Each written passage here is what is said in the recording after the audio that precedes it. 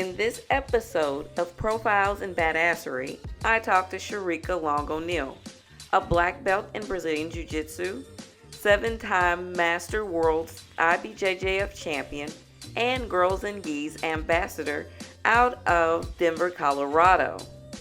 In this interview, we discuss her beginnings in Jiu Jitsu and the ups and downs along the way.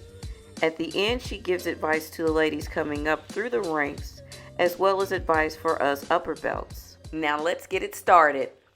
So much for interviewing with me, Sharicka. Thank you. And as I always say for everybody that comes on, welcome, fellow badass. Thank you for interviewing with me. And because I always, before I interview with anyone, I always like to go and research you. And the research I did on you, I'm like, are you serious? How did I not know that you even existed until like 2 or 3 months ago? So can you go ahead and introduce yourself? What do you want other people to know about you? Well, to start, my name is Sharicka Long-O'Neil. I've been training, I think I got it wrong when I was talking to somebody else the other day, 8.5 years. I'm from Colorado. I'm a Navy veteran, wife, mom, all that good stuff. And I'm in jiu-jitsu at this point to make sure we all have a safe space and a place to kind of get together as women anyway, and just commune and train and just be women. Yeah, kind of looked at the other interview. Give shout out to Girls and Gis. I did see that Yeah. interview, and I saw that you started July 2012, which Yeah. is amazing because I started in July 2013, like Did literally you? the next year, Yeah. July 24th, 2013. So, Okay. like, what got you into jujitsu? I know the story, but like, if Right. yeah, So my husband dragged me into it. Growing up, I was always athletic, doing different sports, whether it's basketball or track, stuff like that. And so I think I was still looking at an outlet in my late 30s. And so that's kind of how we started. I didn't know I was going to be on this ride this long, or even, make it to black belt. Those weren't things I considered. It was just something we decided to do because we wanted a physical outlet. cool. Yeah, I happened to. No, well, I'm not gonna get to my story. I'll tell that another day. But I'm that's looking what. forward to hearing. Yeah. It's gonna be called the Hot Mess Chronicles because it was like my whole. Like I've been in it for 7.5 years, and it has been a hot mess. The last 2 years were excellent. The Good. the first five, ooh, Lord, I'm You and probably me gonna have both. to.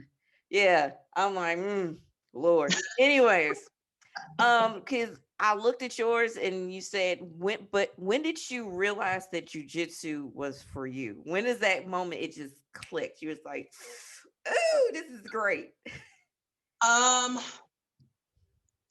Probably honestly not until I got involved with Girls and Gis. Honestly, I found my tribe, and I think in my gym I was certainly welcomed, uh, but when women just click and you find your people, that's important because I think it lends itself to accountability, and you just have a huge layer of support there. And so that was probably around purple belt, I'd say. Wow, that long? Like Yeah. I was like first roll. I was like, this is awesome. You're And like, second day in, this is my yeah, jam. yeah. No. Mm-mm. Well, it's all hey.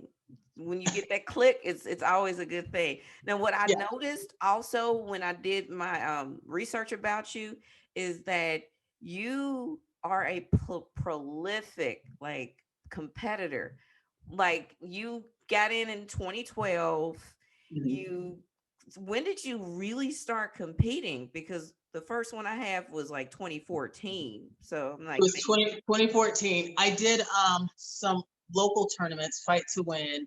I was doing a number of those, probably through blue belt. I think I did my last Fight to Win as a blue belt. Um, and after that, it was all IBJJF. yeah, because I was like, you won from 2014 to 2019. Hmm. That's insane because I've been to Masters Worlds and that is not my testimony. Um, I went to I went to Masters Worlds and then I went to regular Worlds. That poor girl Oh just, wow.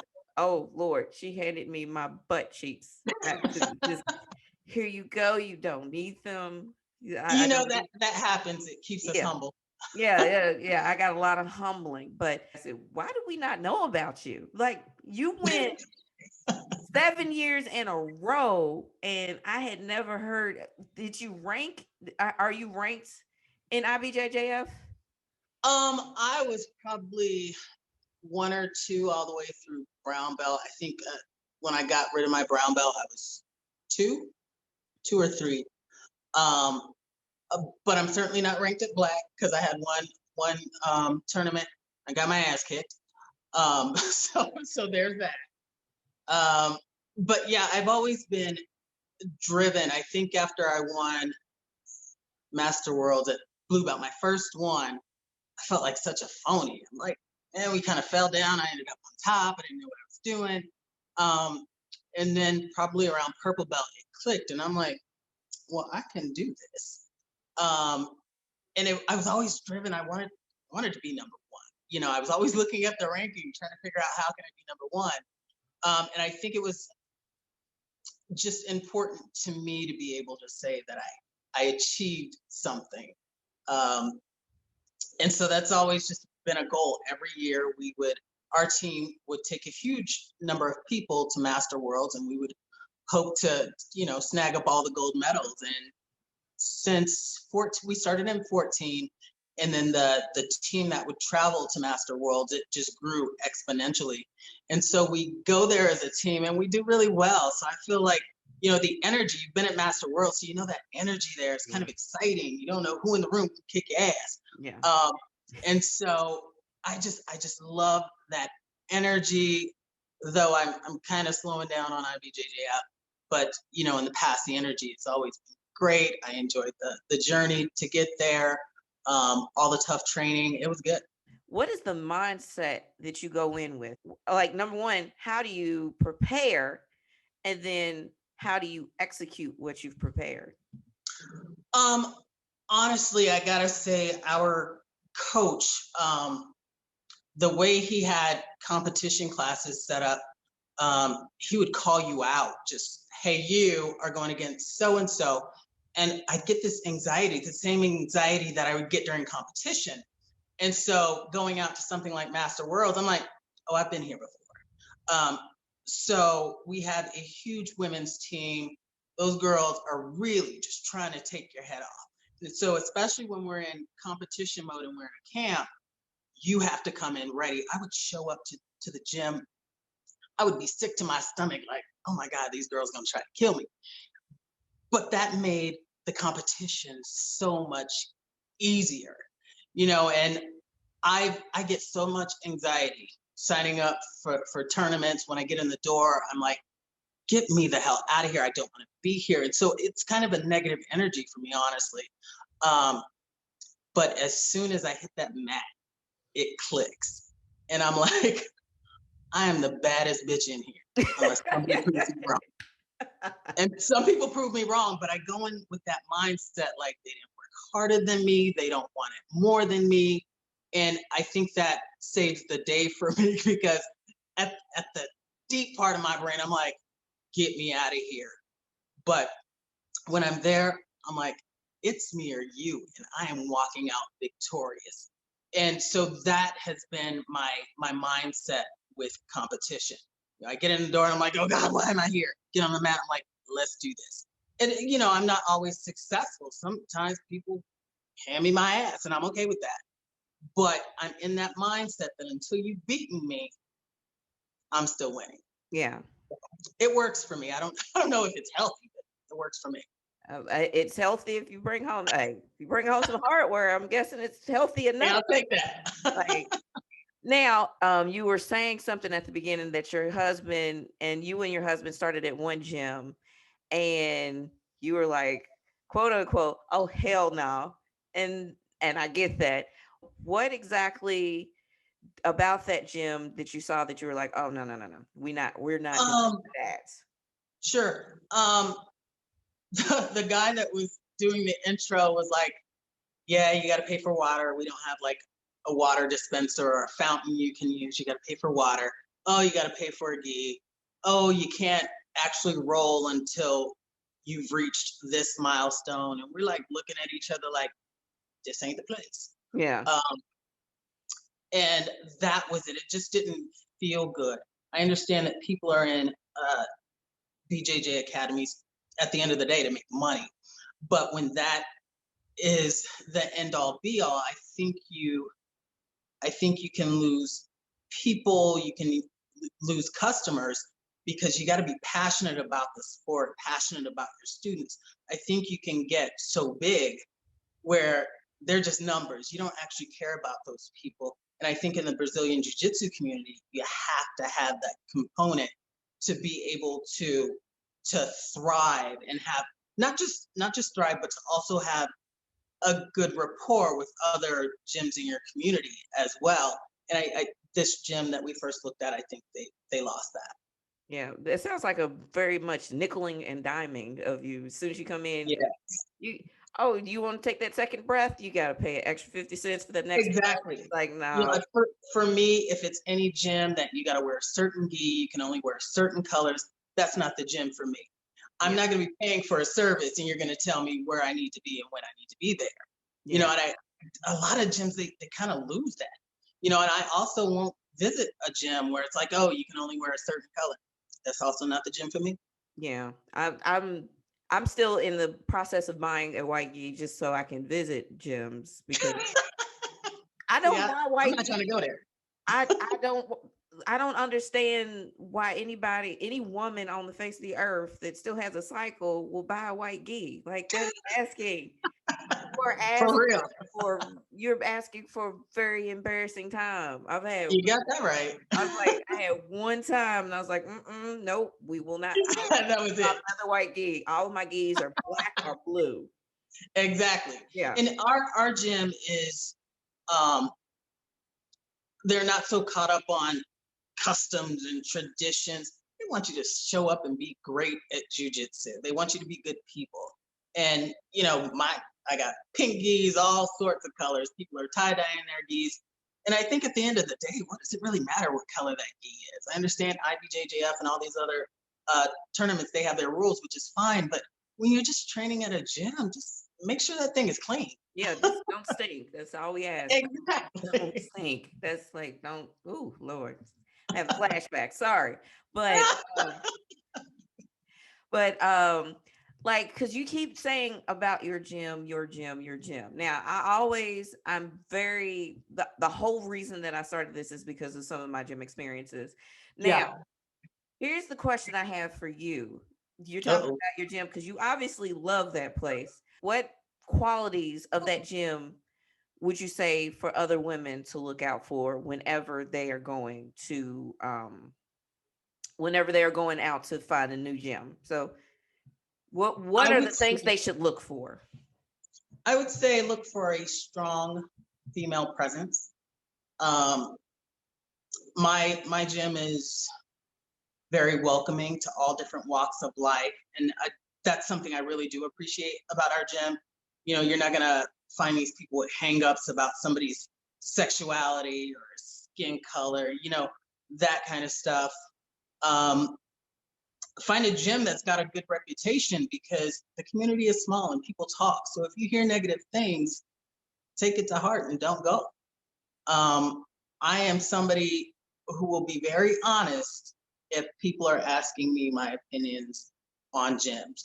I am somebody who will recommend a gym, even if it's not my own, but because I know they're great for women. I will certainly tout those gyms, and there are some that I'll be like, don't Yeah. It's like no, just don't. And I go think there. that's a lot of it is now that I've been in the community for 7.5 years, had the I've had different flavors of gyms around me, and that is a definite. I 100% agree. It's like I always ask someone who has who's been training for a long time, Yep. especially if you're a sister. Ask another sister that's been with some color on her belt. Okay, where should I go and where should I avoid? Like in my Mhm. case, where I am in Louisville, I can tell you this is where you want to go. These Yeah. people are solid people, and it's not Good. even about like the skill set and all that. I'm like, sometimes you just need to be in a place where the people are solid, where the people are Yes. going to mistreat you. I always ask this question to all of my black belts. First one, what Okay. has been the biggest challenge that you have experienced in jujitsu thus far? Well, you probably heard this. Um, God, it messes me up every time somebody asks because it's the same. It is something that resonates for me. Um, I I didn't feel valued, Mhm. um, and that hurt my feelings. And rather than saying, "Hey, this hurt my feelings," I was angry and was ready to whoop everybody's ass.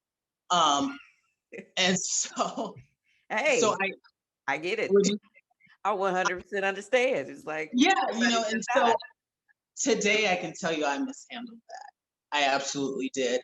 Um, and so I left my gym and ended up maybe 6 to 7 months later going back, still not resolved. Nobody, we didn't really address the elephant in the room, um, which was tough.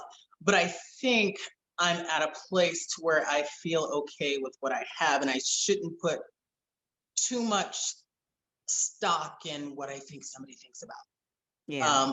And I think that was my downfall. Well, oh, he didn't want to involve me because, well, my jujitsu is crap, and so you're going through all these things in your head, and no, he's never said that, but that's just what I assumed based on actions. And I was dumb. I was dumb. I went off on people and left and had to go back. My husband didn't even come. He's like, "You on your own." And so It's like, nope. yeah, it was tough, a tough transition, um, going back. And then on top of that, the gym that I went to having to say, "Hey, thanks, but I'm going back." That was tough too. Yeah. So that was probably the toughest part of this jujitsu journey so far is the growing pains. Well, I would say this about that. At least you were strong enough as a person to say, okay, I messed up. I'm coming back. Hey, Mhm. can we at least work on it? Like that part, I will say I wouldn't be ashamed because it's what you needed to do to get to where you are, which is Yeah, amazing. Which is, and I'm not that um that adult like. I wasn't that mature. I just came back. There oh, was no, "Oh, I'm sorry." I was still mad. Um, but I came back, growing pains, all that stuff. We're better people for it. Um, Me and the gal that I was rude to, we're great together, love her, respect her. And so we're in a good place. But it took a while to get there. And I hope that I can use that story to help guide other people, if they find themselves in that situation where they don't feel valued. Tell yeah, them how, or at least tell them what not to do. that is true. That is true. I'm like, but like at least you figured out, okay, at least you eventually worked it out with your gym because Yeah, some people, um, the gym I left, I was like, I'm never coming back. Never, ever. like y'all are dead to me. Yeah, pretty much. And you've Yes. not been back since. Have not been. I was back one time for an open mat for one of the guys that had passed away. I Mm. loved him to death, and like I still kind of miss him. Let's not talk about that because I'm not trying to cry on here. But like just you could feel the whole like, oh well, you left, we don't want to talk. So it's like, okay, well fine, that's great. And I'm not saying everybody there because just like any organization, there are always people that are excellent, but Yeah. the overall feel was like, we kind of didn't want you in the first place. and, Oh, and now you gone, thank you, Goodbye. Ooh, really? Thank you. You did us a favor. But now let's get to the happier stuff because Okay. you started in July 2012 and you got your black belt in July 2019, which is short order, which is pretty doggone awesome. Cause It like was it was October. October, Yeah, October 29th. What did I say? July. Oh, sorry. I'm looking at the word July because I always have my notes over to the side. But started in July 2012. You got your black belt in October 2019. Between that time, well, actually, just from July 2012 to now, what is the most positive, happiest experience you've ever had in jiu-jitsu? That's an easy one. Me and one of my aces at my gym, I went to her, I was like, we should do like a camp or something. And so we got some other gals together in the community to do this camp.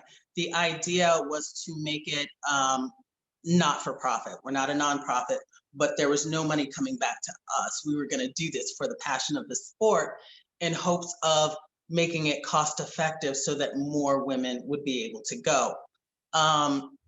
We put in so many hours, in prepping for it. And then during the camp, I think we were getting like 4 hours of sleep a day. But we were coming down the hill, the mountain on the last day.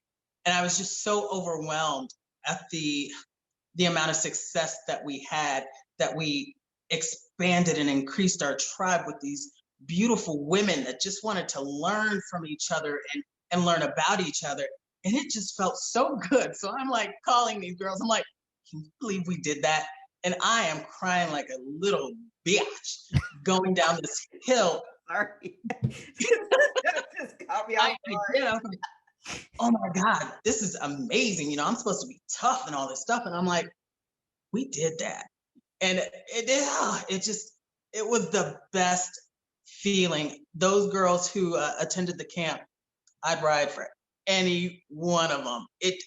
Beautiful women, great attitudes. It just felt good. So that, I would say, is the highlight of my jiu-jitsu journey. We created something that other women wanted to be a part of, and that felt great. Okay. Now you received and that I'm gonna have to come to one of those camps because that sounds kind of awesome. And I love camps. Like I love going to women's camps because it's one of the things that kept me into jiu-jitsu when I went through school. But it's like it kept me in jiu-jitsu. It's another question I always ask all my black belts. You're probably a teacher now, right? You're one of the coaches, correct? No, I don't teach at that school. Oh, I was going to ask you what you like to teach, blah blah blah. Like you're killing me here. I was like, I really had that question in the chamber. Girl, keep it in the holster. Keep it in the holster. My stuff, my jam is stand-up game. So we were going to do another camp this past year, but COVID derailed it. But I was going to do a whole session on just takedowns because that's my jam. That and top pressure. But yeah, I don't teach. I will certainly, if somebody wants to get together and do privates, I'm all about that. But takedowns, that's my jam. Okay, so well, you kind of answered my question. I was like, "What do you like to teach?" I'm trying. It's like I don't teach. It's like, oh, dog. Okay, all right.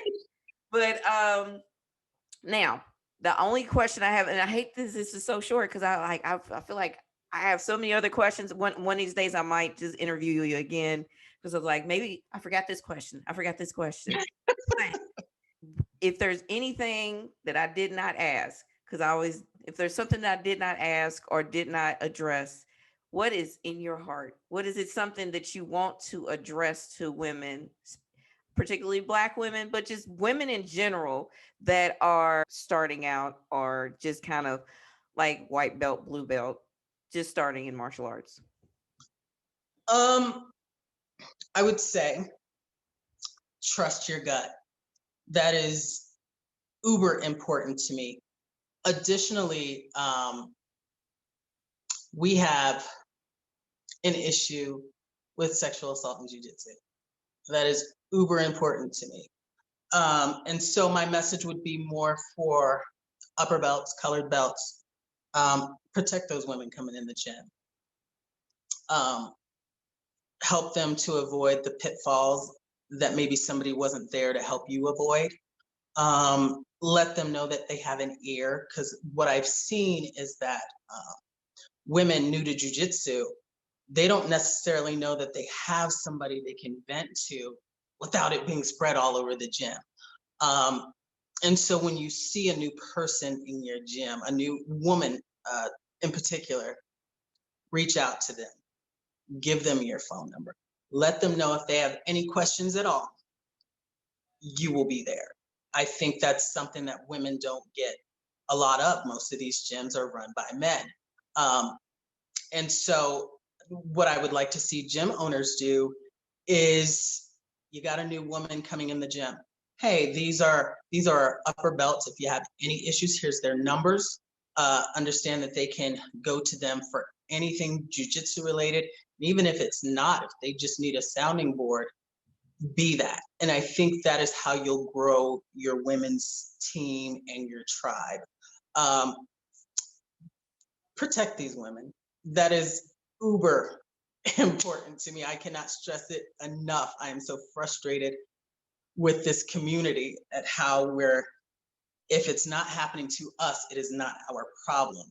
It is absolutely your problem when you are the only woman training because we've driven them all away. And I think it's incumbent on women to be that for each other. And I guess I'll end it on that. Yeah. Be a beacon for these women. I 100% agree. Just because of what I've gone through, I'm like, when I see things, I'm like, hey, you may not want to go there. Hey, you may not want to. You might want to reconsider messing with this person or going. Yeah, I'm like, no. And another thing, Black women, there's not very many of us. Yeah. I think in our community, I know of 3 other ones. One actually just left to Chicago. But we would like message each other about hair stuff, different things, because it's just different for us. My hair with jiu-jitsu is not very healthy. And so we have different challenges. And so to have a group of women that you can go to that know your exact challenges is important. And so I am friends with women in Texas and Nevada. You know, I think you did one with Rhonda Andrews, freaking phenomenal. And so to reach out to other women who look like you to try to help grow our presence in this sport, because representation matters. And to understand that you certainly have support from women who look just like you, who have the same struggles as you do. You know, just being in my gym, I think there might be 2 other African Americans in our school. I see one every now and again, and the other I think I've only seen once. But you see him in the gym, you're doing a little nod, like, I see you. I see you. I got you, girl. I got you. It I see feels you. good, right? Yeah, and it feels phenomenal because when I was coming up, man, I was the only woman in my gym for the longest. Like, I mean, there was another woman that she would come and go, but I was the only one that was consistent. Like, because I love jujitsu. I always tell people, if jujitsu was a man, we'd be married with babies right now. Hang it up. It's like, we're done. But like, other than that, oh, wait a minute, one more question. Because again, and I'm running on 1%. So I'm gonna plug this in while you answer this question. Okay. What are your plans for the future with your black belt? What do you see yourself doing in the future with your platform, your black belt? I still see myself reaching out to the community, trying to be a support for other women coming up. Would love to do a collaborative with other female black belts. We'll still continue to do the retreats that we do for jiu-jitsu. And I I enjoy writing. So I'm a woman of many talents, a master of not very many, but I do all these different things. And so other women inspire me. I get so inspired by women. So being able to write pieces about other women and championing whatever their goals and objectives are, I think that is on the horizon for me. If I win the lotto, I'm going to open up a gym just for the misfits. Um, women who feel disenfranchised with this community. I would like to have a welcoming spot just for women. So Well, that'd be, yeah. I hate to cut you off because I'm at 1% and I cannot find my plug. Thank you so much for your time. Thank you. I And appreciate it. if you haven't already, join our community of sisters that can throw hands, feet, and the occasional person at Black Woman Black Belt on Facebook and Instagram, and visit our website at blackwomanblackbelt.com.